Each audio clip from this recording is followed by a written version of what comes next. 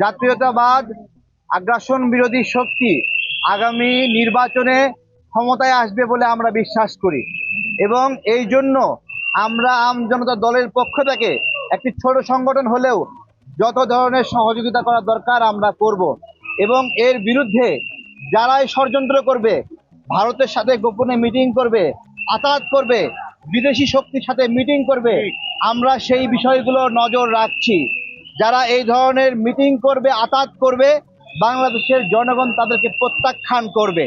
এবং আমরা জানি বেগম জিয়া, শহীদ প্রেসিডেন্ট জিয়াউর রহমান তারা বিদেশিদেরকে বন্ধু ভাবার চেয়ে বাংলাদেশের মানুষকে বেশি বন্ধু ভেবেছেন।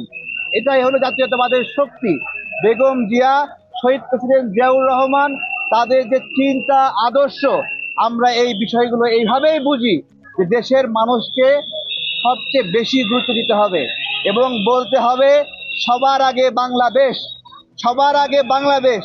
এই চিন্তাটি বাস্তবায়নে, স্বনির্ভর বাংলাদেশ নির্মাণে শহীদ প্রেসিডেন্ট জিয়াউর রহমান যেভাবে কাজ করেছেন, তার সুযোগ্য সন্তান তারেক রহমান যেভাবে কাজ করবেন, জনতা দলের পক্ষ থেকে আমাদের সেই কার্যক্রম সমূহে সর্বাত্মক সহযোগিতা থাকবে। আজকে আমরা দোয়া করতে এসেছিলাম, আমরা সবাই দোয়ায় অংশ নিয়েছি। সবাই দোয়া করবেন গণতন্ত্রের জন্য, দেশের জন্য। শহীদ প্রেসিডেন্ট জিয়াউর রহমানের যে অবদান এবং তার সহধর্মিণী বগুড়ার পুত্রবধূ ফেনীর সন্তান বেগম খালেদা জিয়া যে অবদানটুকু রেখেছেন, আল্লাহ তাদের সেই অবদানকে কবুল করে নেন এবং ভারপ্রাপ্ত চেয়ারম্যান তারেক রহমানকে তার বাবার মতো সুযোগ্য মানুষ হওয়ার তৌফিক দান করেন, মায়ের মতো ভালো কাজ করার তৌফিক দান করেন। এবং আমরা দোয়া করি বাংলাদেশের মানুষ এ জায়গায় একটা ভরসা পাচ্ছে। এখন যখন থেকে তারেক রহমানকে তারা দেখেছে, সেই ভরসার জায়গাটা দিন দিন আরো শক্তিশালী হচ্ছে এবং আরো শক্তিশালী হবে। সামনে আগামের প্রধানমন্ত্রী যিনি হবেন, তাকে দেশের মানুষ সশরীরে দেখছে, ভালোবাসছে। আমরা মনে করি বিভিন্ন ষড়যন্ত্র হচ্ছে, কিন্তু যখন টেকনাফ থেকে তেতুলিয়া বাংলাদেশের পক্ষে বাংলাদেশপন্থীরা মার্চ শুরু করবে, তখন ষড়যন্ত্রকারীরা লেজ গুটিয়ে পালাবে।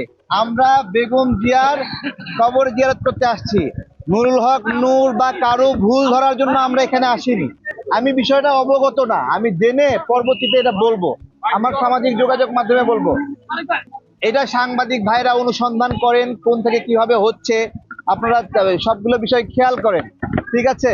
এই বিষয়ে আমি নিজেও বিস্তারিত এখনো দেখিনি। এটা আপনি যেহেতু বলছেন, আমি দেখে একটা আলাদাভাবে এটা বিবৃতি দেবো ইনশাল্লাহ।